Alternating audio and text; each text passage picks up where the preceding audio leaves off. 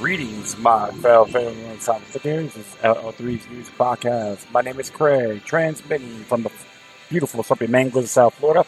And today's date is Sunday, June 18th, 2017. I wish everyone a happy Father's Day who is alive and deceased. So you folks out there, pay eternal homage to the ones that helped create you. Co-create would be exact. Yeah, so I'm just mellowed out. I'm at CJ's Java Lounge, located at 400 Southwest 1st Avenue, Suite 1 in Fort Lauderdale, Florida. That's along the New River, southwest section of the Andrews Avenue Bridge. And for more information, please call them at 754-301-5832. It's actually CJ's Java Lounge at the Yacht Club with a big, tall, ugly, luxurious pigeonhole. However, this facility is a cool little vibe, mom, pa shop.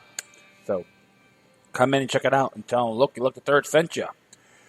Yeah, so I'm not going to be ranting too much. I may lie, I don't know. However, I just decided to take a listen. Just checking out the Alternate Current Radio, which is ACR, 21st Century Wires, doing an episode on the Grenfell Tower. Looks like a lot more reports are coming out. And the rate things are going, many people are saying, this is a class warfare for the folks that are like in these low-income areas, and a form of gentrification on a real tyrannical perspective. So, check it out. It's 21st Century Wire. It's a good site.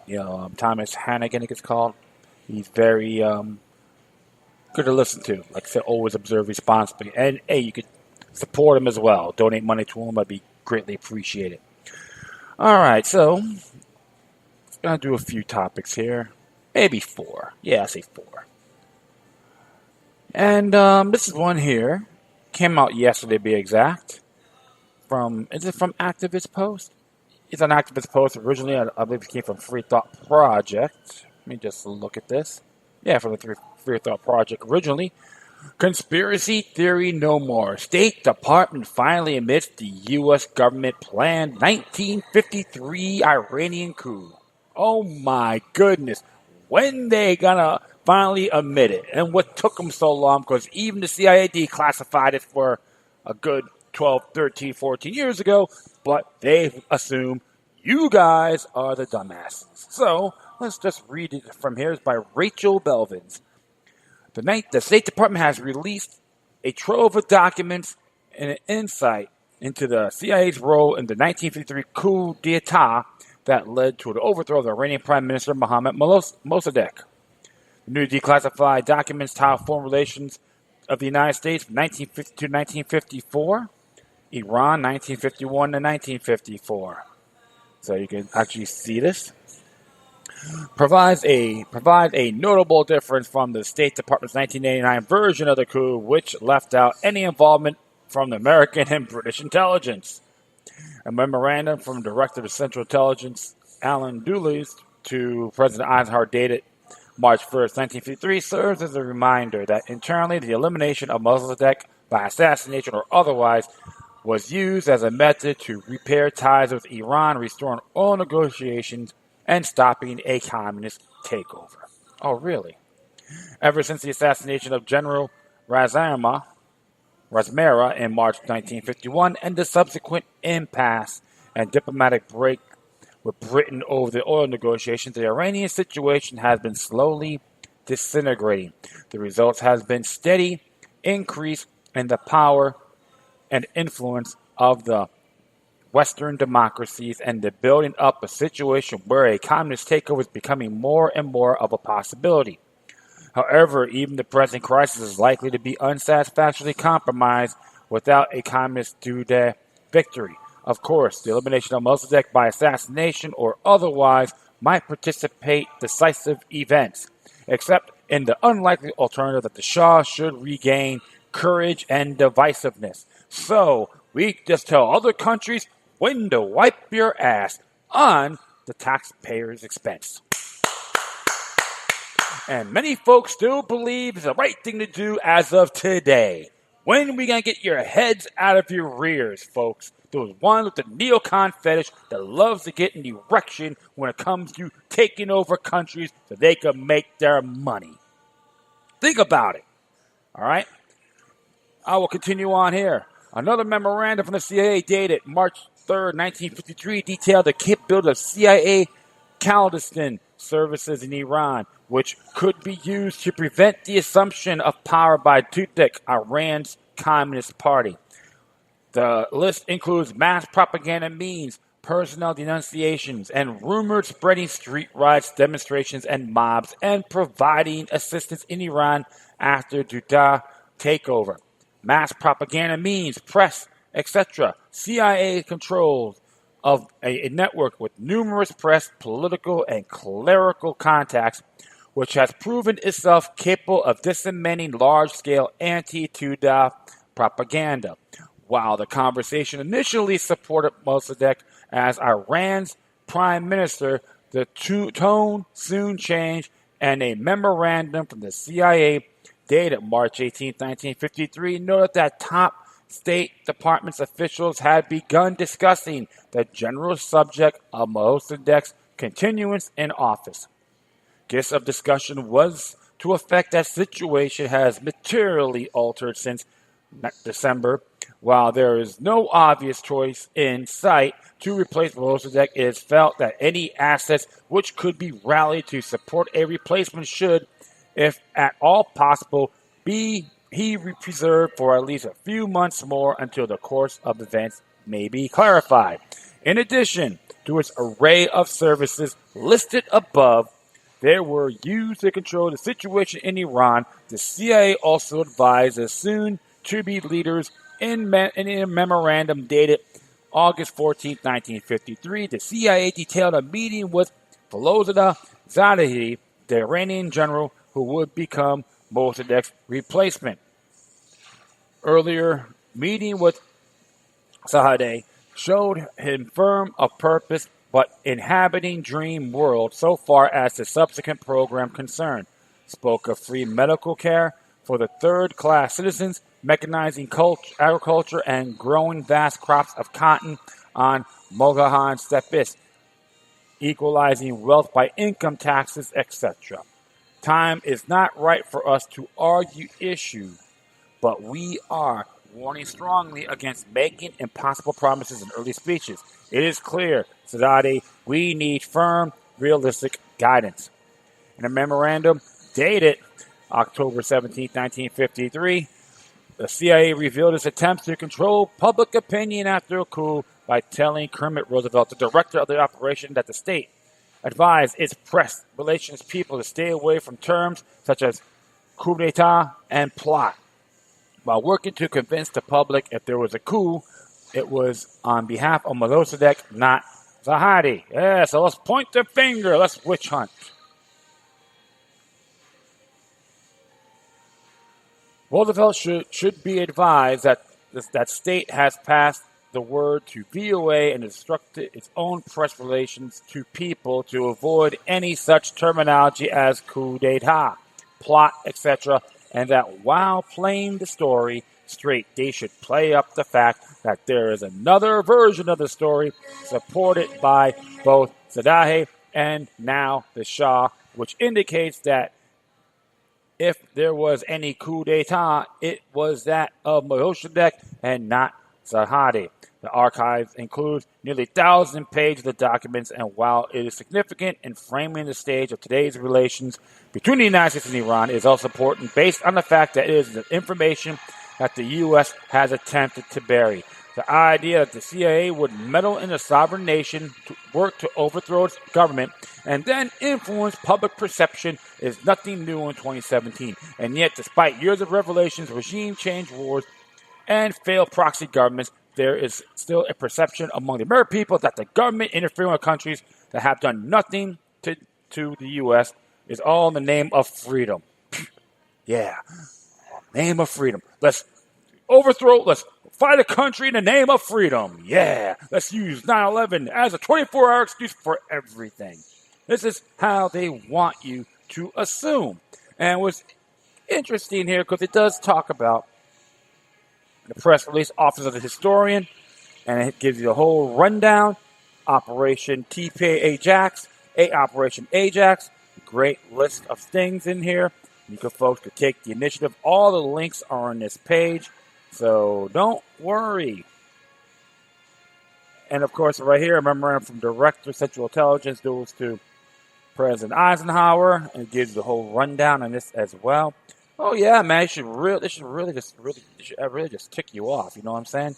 But definitely look at these documents. And many of us been talking about Operation Ajax, been declassified little by little. And now the State Department finally admits it, huh? Now, a lot of us knew about that for a good long time. So, another thing called blowback, right? Absolutely. This was George Washington. And even Ron Paul says we shouldn't get involved in foreign entanglements. Why? Because it will create bigger problems for innocent people on both sides of the perspective. And that's why, and always gotta see it in those viewpoints. All right, you know what? Enough of that. You can read this stuff on your own. And this is another reason, hey, government knows best means diddly squat. And I'm watching CNN, America divided, a nation divided. This is what I got to say. When are you going to learn to start thinking for yourselves and don't watch these shows such as the Counterfeit News Network and all these stupid ultra-left, right proxy garbage. Beware of the Jim Jones syndrome, my friends. All right, and let's go now. I'm going to go here. And this came out actually today by Janet Fallon. Activist Post is a good site because you put a lot of interesting stuff in here. So this is from Janet Fallon, right? Fallon? Yeah. It says here, how to kill a whole lot of people. Scripps scientists published how they made H7N9 virus more transmissible. And in 2014, remember, moratorium was placed on a federally funded research which involved making flu viruses more lethal. The moratorium was placed after heated debate generated by research published by a Netherlands team headed up by Ron Faucier. Faucier's research has produced a strain of H5N1 which was able to go airborne, thus greatly enhancing its ability to spread. Faucier focused on the transmission of the disease among ferrets, which are the lab stand-in for people. Scientists published recipe. Sorry about that. Okay. Now, scientists in California have published research enabling human-to-human transmission of the bird flu virus H7N9. This virus strain is of concern to scientists as it already infected 1,500 people and killed 40% of them. H7N9 has not been known, however, to spread easily from human contact. The article explaining the 3 genetic changes which need to be made to transform H7N9 into a virtual pandemic agent was published on January 15th, 2017 in the journal PLOS Pathogens. PLOS Pathogens. According to Scripps, biologist Jim Paulson, as quoted in an NPR article, as scientists were interested in how the virus works. We're trying to understand the virus so that we can be prepared. And there's some other titles in here too, but the scientists published make bird flu more contagious. The 3 mutations switch H7N9 influenza to human type receptor specificity, according to. Okay. And let me see here. A few genetic tweaks to Chinese bird flu could fuel a human pandemic. NPR article quote Paulson as stating he wants next to test the mutated strain on ferrets. Reuters reported on a number of scientists who were enthusiastic about Scripps finding. Reuters quoted immunology expert Fiona Coley, who stated that this study will help us monitor the risk posed by bird flu in a more informed way, and increasing our knowledge of which changes in bird flu viruses could be potentially dangerous will be very useful in surveillance. The mutations make bird flu a potential pandemic study.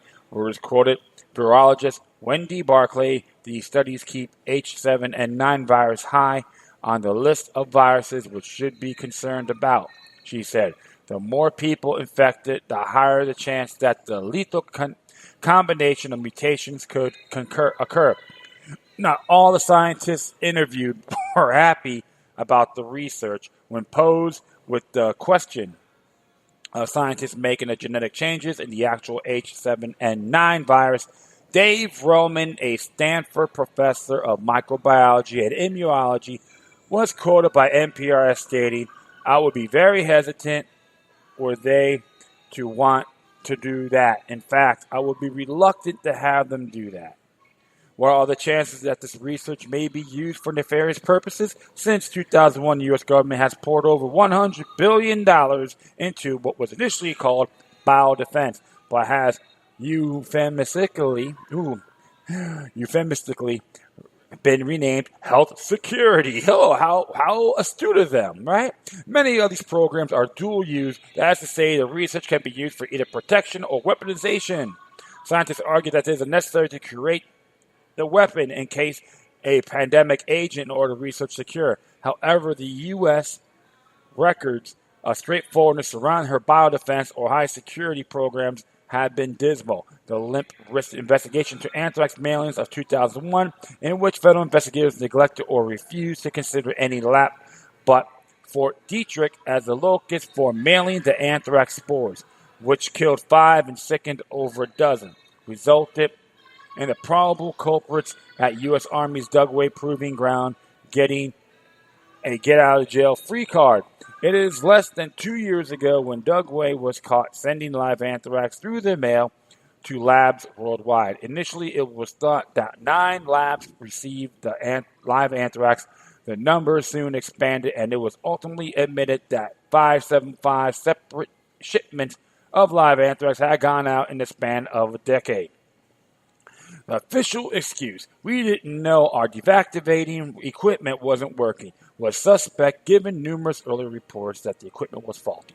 It also has come to light that the U.S. has been leading the UN around by its virtual nose, providing false information to the Biological Weapons Convention and also to the 1540 Committee concerning its biodefense programs.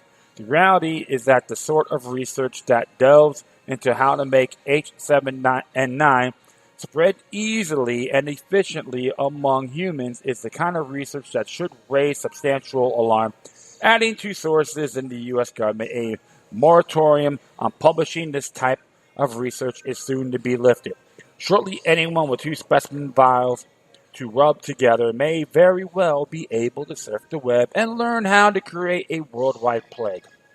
And in our current technocracy, with its worship of science as an inherent good, there just doesn't seem to be much concern about this. Absolutely. Yeah, in 1998, Secretary of State Madeleine Albright said, Iraq is a long way from America, but what happens there doesn't matter a great deal here. For the risk that the leaders of a rogue state will use nuclear, chemical, or biological weapons against us or our allies, it's the greatest security threat we face. And it is a threat against which we must and will stand firm. Huh. Yeah, it's funny about that because we never found those weapons in Iraq, and our zeal to protect ourselves from boogeyman and rogue states, we may well have become the very threat that we feared. It was interesting about Madeleine Albright. I've seen her actually in person. She looks like an overgrown Miss Piggy for the Muppets. All that pounds of makeup and all this glitter dress she had on. And people say, make sure you respect her. I'm like, what, that murderous demonized New World Order piece of garbage? Please. I'd rather pay homage to an abandoned porta potty than that individual. So this is another thing they're trying to use. It's security purposes. They want germ warfare. But if it goes in the hands of the wrong person, they can use it on us, and they can create martial law and all that, and we'll blame it on the bad guys. Al-Qaeda did it. ISIS did it. They're the ones who created it. More New World Order propaganda, to be exact, right? Oh, absolutely. So, hey, man, remember, when it comes to government, control the mind. Don't trust them. All right. Here's a little quote here by Paul Craig Roberts, actually some guest contributions. Today, the Federal Reserve is the Bank of the United States, and there's no President Andrew Jackson. Gentlemen, I too have been a close observer on doing the Bank of the United States. I have had men watching you for a long time. I'm convinced that you have the funds of the banks to speculate in the bread stuff of the country. When you won, you divide the profits amongst you. When you lost, you charge it to the bank. You tell me that if I take the deposits from the bank as anno its charter, I shall ruin 10,000 families. That may be true, gentlemen, but that is your sin.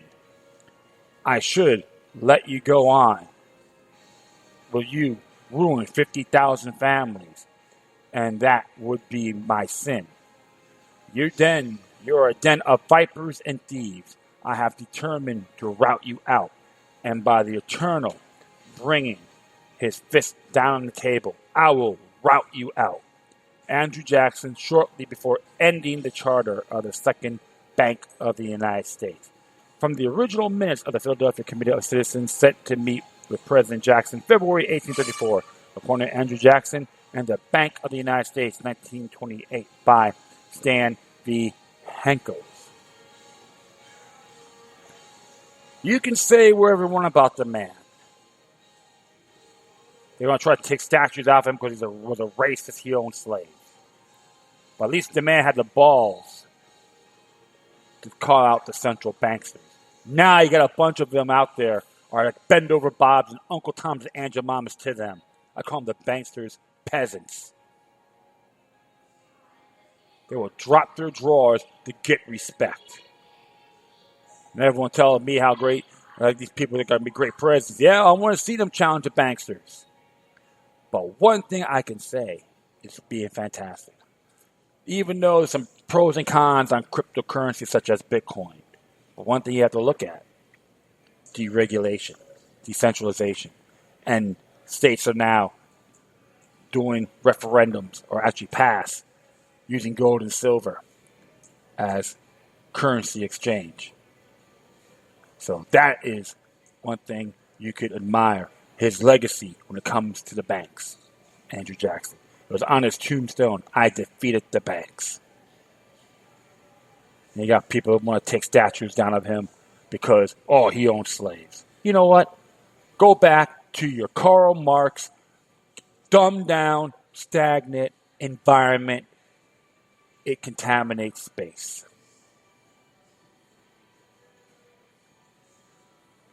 I'm not going to see any of the kids be like yours. I have a mind of a broom.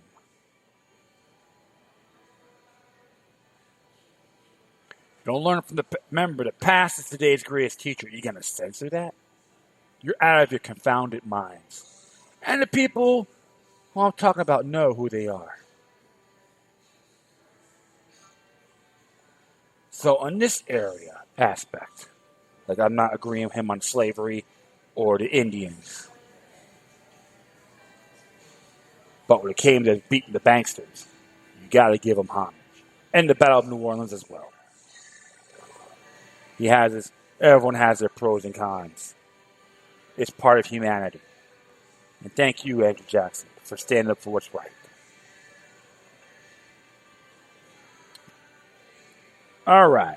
Now, this one is interesting. This is from Legal Insurrection. I haven't really. I've been like, I'm on their subscription page, and I'm not getting like, oh, how come I'm not checking some of the stuff out?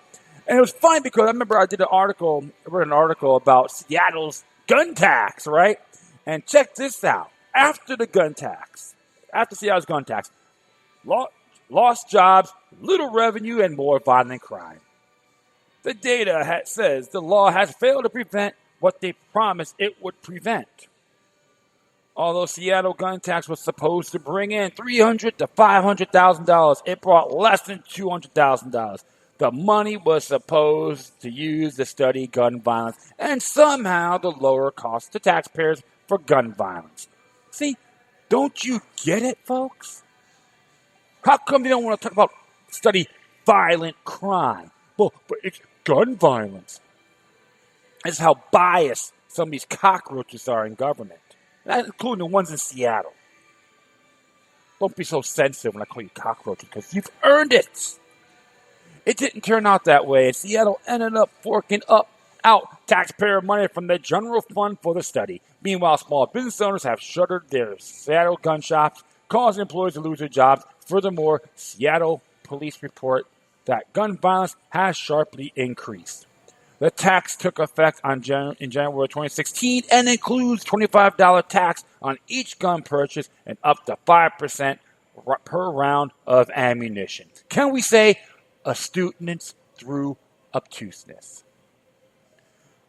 The Seattle Times reported last April, in Seattle, where the city collects a $25 tax on every gun sale and between 2 cents and a nickel of every round of ammunition, depending on the caliber.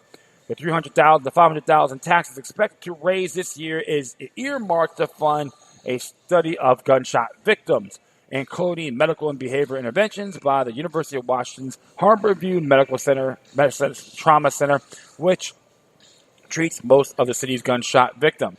Particularly, gun sales have gone down in Seattle, with people simply leaving the city to purchase their firearms, but the result is the loss of jobs for gun shop employees in Seattle.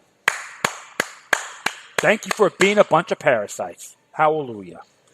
Fox News reports when the city of Seattle passed a tax on sales of guns and ammunition, the measure was hailed as a way to defray the rising cost of gun violence. But since the tax took effect, those costs have only risen as gun violence in the city have surged. And the tax has apparently brought in much less than city leaders projected it would. Kinda, sort of, it's the only way. Kinda, sort of, will get us through the day. How much data do you need, says Dave Workman, senior editor of thegunmag.com and member of the Second Amendment Foundation. The data says the law has failed to prevent what they promised it would prevent.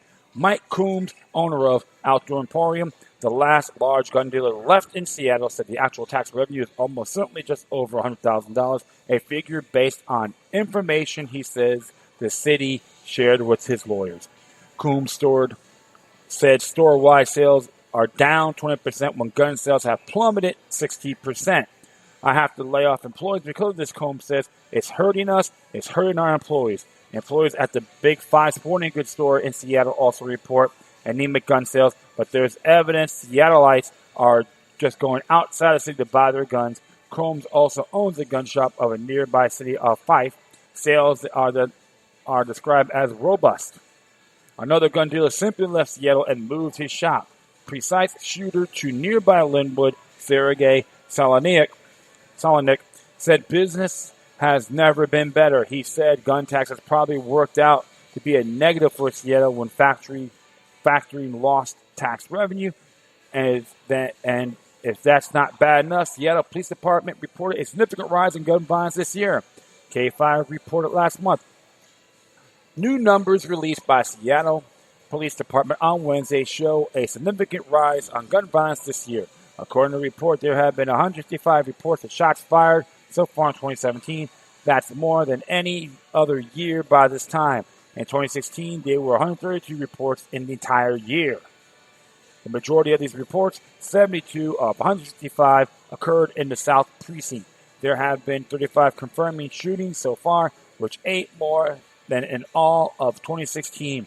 Of the 35 people shot in Seattle in 2017, 6 appear to be true, innocent, unattended victims.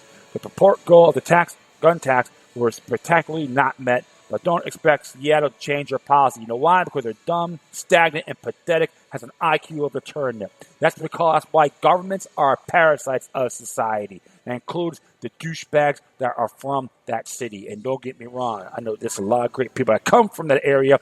You should just go over there and take a dump in the middle of their meeting because they want to give you garbage. Give them a taste of their own medicine times 8. And speaking of that, it's thievery, okay? It's a form of extortion. They're extortionist scumbags. This is how you gotta look at these people. And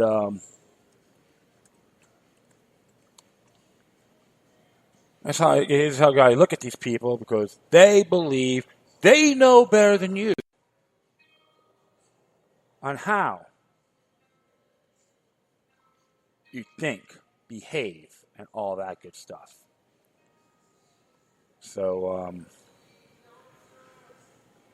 not surprised at all. Taxation is theft. Plain and simple. I think you folks over there need to let them know who's boss. I think private sales are still legal in Washington, right? Start doing it, my friends. You do have the political power under Article 1, Section 1 of the state constitution. And personal rights, no person shall be deprived of right, liberty, or property without due process of law. You're being deprived anyway, without due process. They're punishing you for owning something, owning tools, purchasing tools. So, and your bikes are natural born. It's time to tell the Council of Seattle to stick it where the sun don't shine. And that's all I got to say. All right, my friends, thank you for listening. Plus, feel free to download and share throughout your social media networks. If you have any questions, comments, or you want to send me something that's interesting I may want to check out, whatever you do, please address your correspondence with decorum. You hit me on Facebook, Twitter, Google+, Spreaker, iHeartRadio, Tumblr, YouTube, Freedoms Network, Scene.life, Minds.com, FutureNet, and Patreon.com. /LookItLuck3 with 3 eyes. All I get if you want to donate money or be a patron. Contributions are cool.